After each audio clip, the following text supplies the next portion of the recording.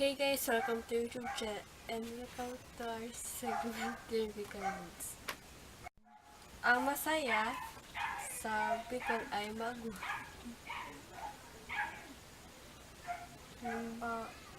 masaya magbakasyon. Sa Bicol ay magbakasyon. Ang saan ang kainan sa Bicol ay sain ang kakanan. Ang kakanon sa Tagalog ay pagkain. Halimbawa, sarap ang pagkain. Sa Bicol nun ay masarap ang kakanin.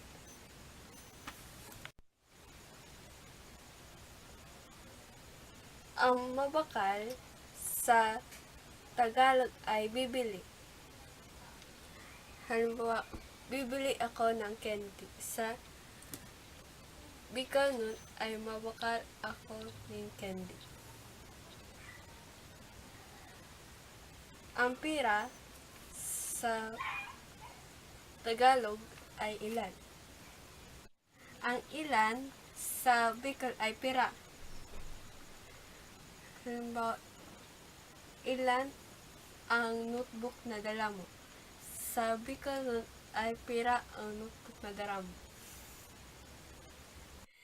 Ang tabi sa Bicol ay gilid.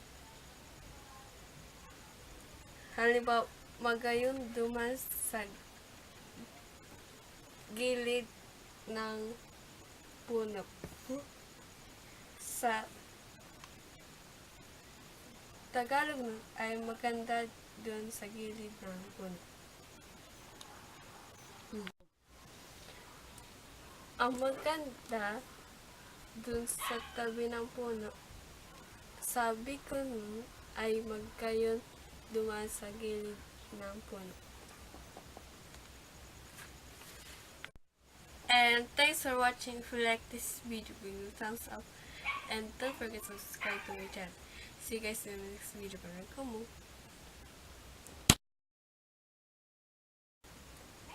Bicol ay ilan ang notebook na dala mo?